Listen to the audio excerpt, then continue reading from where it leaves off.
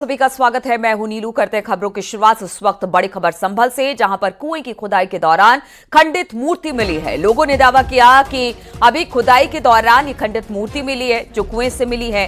खंडित मूर्ति पार्वती की बताई गई है, जिसे पुलिस को सौंप दिया गया है। तो बड़ी खबर आ रही है, वहां पर लगातार इंक्रोचमेंट हटाने का काम चल रहा है। इसी दौरान एक कुआं था, वहां से दरवाजा हटाया गया। जब कुआं को खोदा गया है तो बताया जा रहा है कि अब उसमें से खंडित मूर्ति मिली है। लोगों ने दावा किया है कि अभी खुदाई के दौरान यह खंडित मूर्ति मिली है, जो कुएं से मिली है। वो खंडित मूर्ति की तस्वीरें भी इस वक्त आप देख सकते हैं टीवी स्क्रीन पर।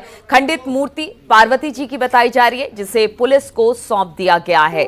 तो इस पूरे मामले को लेकर अब लगातार वहां के लोग ये कह रहे हैं कि देखिए, यहां पर पहले मंदिर हुआ करता था, अब जब कुएं की खुदाई वहां पर की जा रही है तो उस कुएं की खुदाई से एक खंडित मूर्ति बरामद की गई है, मुलैम मिली है। बातचीत करने के लिए सुनील कुमार इस वक्त हमारे साथ फोन लाइन पर जुड़ गए हैं। सुनील, जिस कुएं को लेकर ये पूरा विवाद था, वहां से एक दरवाजा, एक दीवार थी, उसे हटाया गया, कुएं की खुदाई हुई और आप बताया जा रहा है खंडित मूर्ति मिली है, और क्या कुछ इसमें मिला है और इस मूर्ति को लेकर क्या कुछ कहा जा रहा है? देखिए, मैं आपको बता दूं, इस खरगूसरा का पूरा मामला है। जहाँ भगवान कार्तिक का मंदिर मिला है, ये 40 साल से बनता मंदिर। वहीं मंदिर के स्वामी का दावा था कि इसके पास में कुआं है और एक पीपल का पेड़ भी था। तो कुआं मिल गया। कुएं को दरअसल एक चबूतरे से ढक के बंद कर दिया गया था। प्रशासन ने उस कुएं को चबूतरा तोड़वाया है, या नीचे कुआं निकला है। वहीं जिस मालिक ने बंद किया था उसको गेट को भी प्रशासन ने बंद कर दिया है। अब कुएं की खुदाई के दौरान आज एक मूर्ति मिली है, जो मां पार्वती की मूर्ति बताई जा रही है कि मूर्ति को फिलहाल पुलिस को सौंप दिया गया है। लेकिन यहाँ एक चीज तो, एक दावा तो बिल्कुल साफ साफ है, यहाँ मंदिर था जो 46 साल बाद खुला है, कुआं था वो भी ठीक है, और ये कुआं नहीं, ये यहाँ के अमृत कूप हैं, जिनके जल से लोगों को बहुत लाभ होता है, बीमारियों में लाभ होता है, रुके हुए काम बनते हैं, ऐसी आस्था। तो उसको खुदवाया जा रहा था जहाँ ये मूर्ति मिली है। जी चलिए, ठीक है, बहुत बहुत शुक्रिया आपका जानकारी देने के लिए। और संभल में प्राचीन मंदिर मिलने के बाद अब वहां पर पूजा पाठ का दौर लगातार जारी है। बड़ी संख्या में कार्तिकेय भगवान मंदिर पूजा पाठ कर रहे हैं। उधर मजदूर मंदिर के पास कुएं की खुदाई में जुटे हुए हैं। तस्वीरें हम आपको दिखा रहे हैं। बड़ी संख्या में अब श्रद्धालु इस मंदिर में पहुंच गए हैं। कुएं की खुदाई का काम भी अभी आपने देखा ही किस तरह से वहां पर चल रहा है। उसमें से कुछ खंडित मूर्तियां मिली है और अब पूजा पाठ का दौर भी इस मंदिर में शुरू हो चुका है।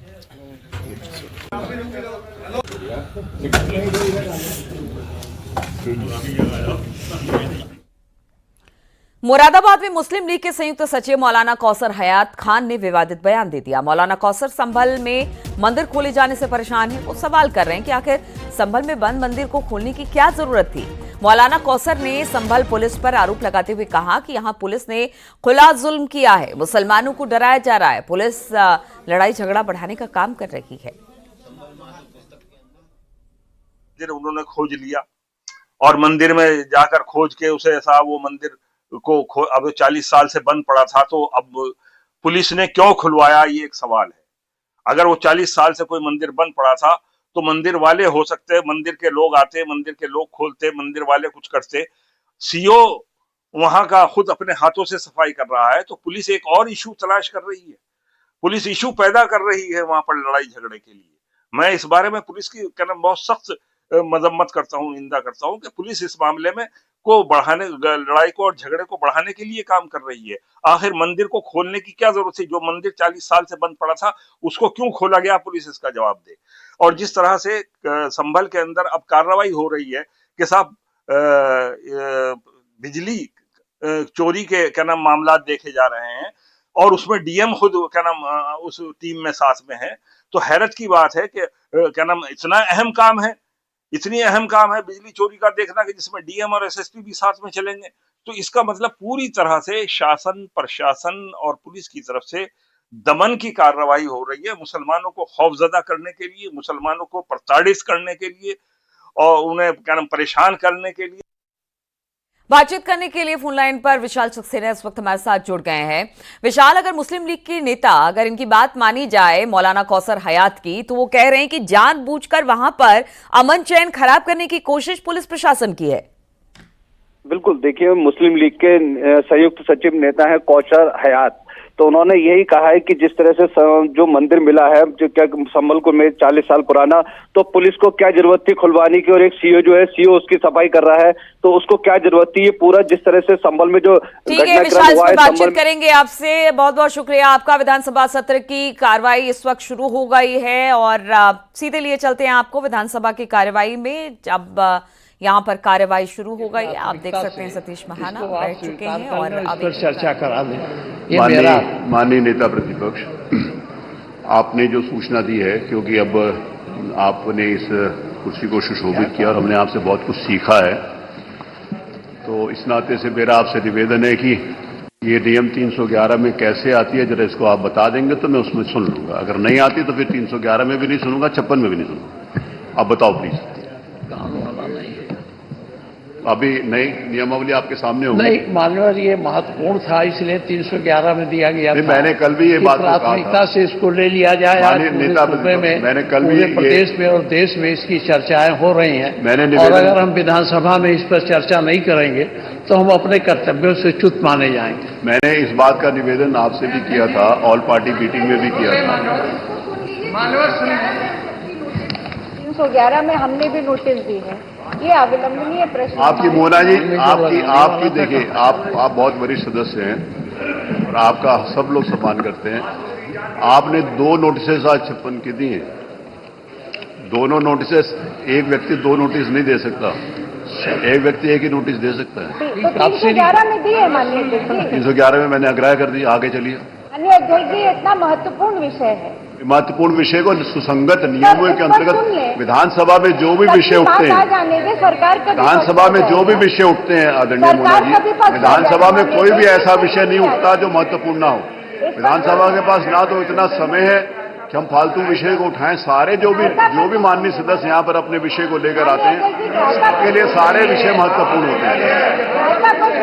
सब विषय महत्वपूर्ण है कि आप क्वेश्चन नंबर को जितना आप डिले करेंगे, जितना क्वेश्चन नंबर डिले होगा उतना आपका नुकसान होगा। 311 में जो आपने नोटिस दिए हैं, मैं किसी भी हालत में उसको सुनने के लिए तैयार नहीं, मैं उसको अप्लाई करूँगा। प्रश्न संख्या 1, प्रश्न संख्या 1,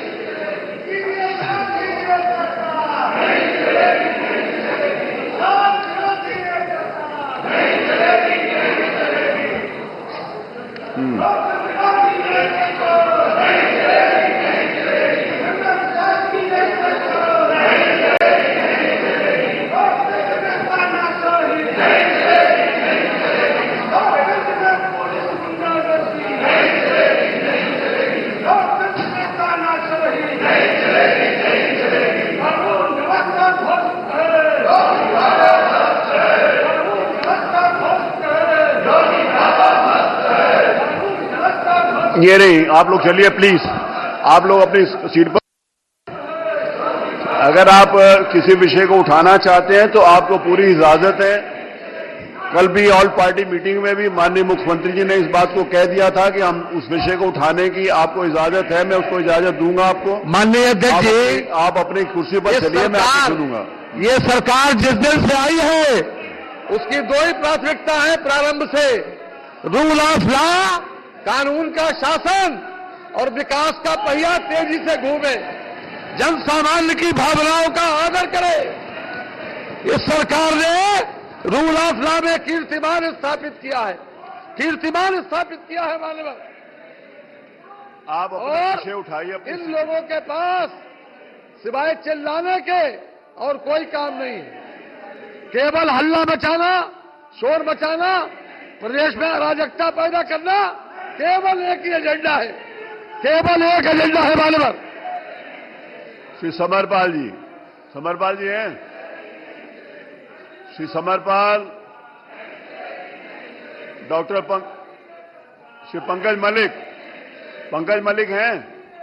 चलिए पूछिए। अपने नहीं पूछना?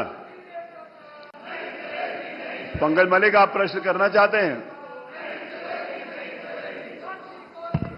मेरा आपसे निवेदन है, माननीय नेता प्रतिपक्ष, यदि आप माननीय नेता प्रतिपक्ष डॉक्टर साहब, माननीय नेता प्रतिपक्ष, यदि आप जो विषय आपने दिए हैं यदि आप इसके ऊपर अपनी चर्चा, आप ग्राह्यता के ऊपर बोलना चाहते हैं तो मैं आपको अवसर दूंगा, लेकिन नियम 311 के अंतर्गत आपको पता है कि ये नहीं आती, आपको पता है। इसलिए आपका नाम इसलिए कह रहा हूं क्योंकि आपने इस कुर्सी को सुशोभित किया। इन सबसे ज्यादा जानकारी और मेरे से भी ज्यादा जानकारी आपको होगी।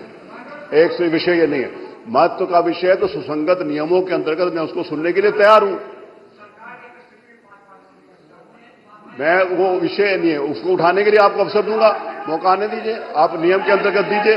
विषय सारे महत्वपूर्ण है, कोई भी विषय ऐसा नहीं है प्रदेश की जनता, चाहे वो शिक्षा से संबंधित हो, चाहे चिकित्सा से संबंधित हो, चाहे विकास से संबंधित हो, चाहे कृषि से संबंधित हो, चाहे सिंचाई से, चाहे लॉ एंड ऑर्डर से संबंधित हो, सारे विषय महत्वपूर्ण है। आपको मौका अवसर दूंगा, सुसंगत नियमों के अंतर्गत उसको सुनेंगे। मैं आपको विश्वास दिलाता हूं, आप अपनी स्मृति पर चलिए।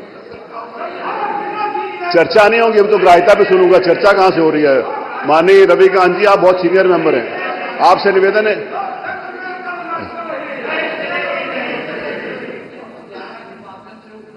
जी,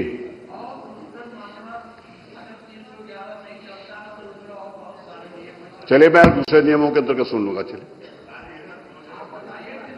आप बताइए कौन से नियम हो सकते हैं, आप जो जानते हैं मेरे को मार्गदर्शन करिए।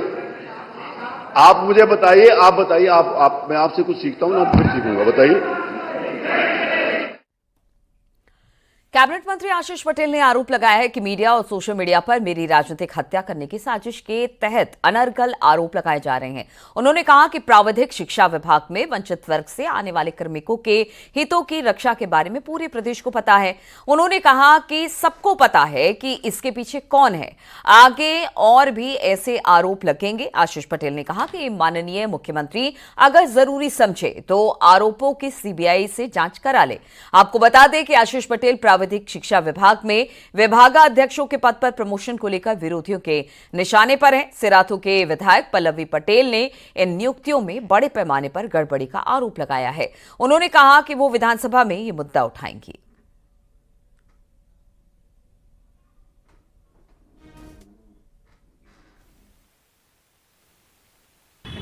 सौ लेक्चरर्स को पदोन्नति दी गई है, जो कि पूर्णतया नियम विरुद्ध है।